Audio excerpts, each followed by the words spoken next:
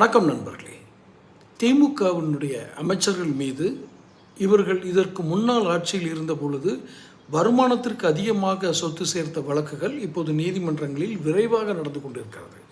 விரைவு என்றால் இத்தனை மாதங்களுக்குள் இந்த வழக்குகளை முடிக்க வேண்டும் என்று நீதிமன்றம் உத்தரவு பிறப்பித்திருக்கிறது என்பதால் இந்த வழக்குகளை வேகமாக முன்னெடுக்கிறார்கள் விசாரணை அமைப்புகள்.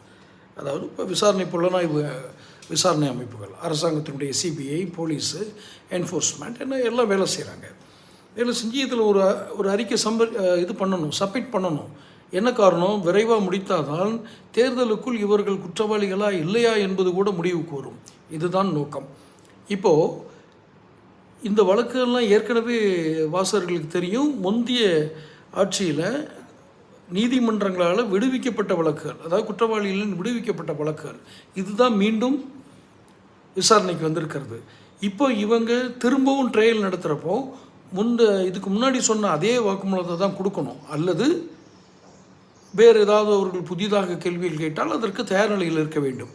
அப்படி தயார் நிலையில் எந்த அமைச்சர்களும் இருப்பதாக நமக்கு தகவல் இல்லை. நாம் அறிந்த வரையில் அவர்கள் வருமானத்துக்கு அதிகமாக தாம் சார்ந்திருக்கும் அமைச்சகத்தின் செல்வாக்கை பயன்படுத்தி, அமைச்சர் என்ற அந்த செல்வாக்கை பயன்படுத்தி அவர்கள் பணத்தை பெற்றிருக்கிறார்கள் என்பது உண்மையாகிறது. இப்போது புதுசாக வழக்கு விசாரணை நடக்கும்போது என்ன சொல்ல முடியும்? உண்மையை தான் சொல்ல முடியும். என்ன உண்மையை சொல்லலாம்?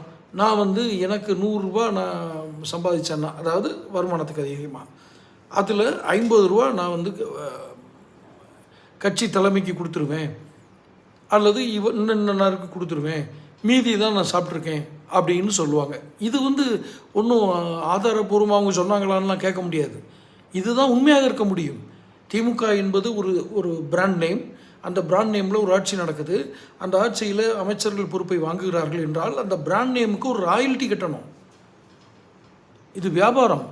இங்கு சமூக சேவை, மக்கள் சேவைக்கெல்லாம் யாரும் வரலைங்கிறது ஊரறிந்த ரகசியம். அவதூறு பரப்புறாருன்னு என்னை சொல்கிறதுல எந்த அர்த்தமும் இல்லை. ஸோ முன்னாள் அமைச்சர்கள் சொத்து குவிப்பு வழக்கில் மாட்டிக்கொண்ட, சிக்கிக்கொண்ட, வெளிவர இயலாத அளவுக்கு சிக்கிக்கொண்ட அமைச்சர்கள் இப்போ உண்மையை சொல்ல ஆரம்பிக்கிற தவிர ஒரு வழி இல்லை. அல்லது இந்த வழக்கில் இருந்து திமுக தலைமை இவர்களை காப்பாற்ற வேண்டும். இல்லை என்றால் அவர்கள் உண்மையை சொல்வார்கள். உண்மையை சொன்னால் தேர்தலில் திமுகவிற்கு மிகப்பெரிய நெருக்கடியை தரும், அல்லது அவர் தோல்வியை தருவதற்கான வாய்ப்புகளாக அமையும். இப்போது ஸ்டாலின் என்ன செய்ய போகிறார்? இதுதான் திமுக தலைமை என்ன செய்ய போகிறது? பல்லாயிரம் கோடிகள் மக்கள் வரிப்பணம் தவறானவர்களிடம் சிக்கியிருக்கிறது. சேனல் சப்ஸ்கிரைப் பண்ணுங்கள். பேசுவோம்.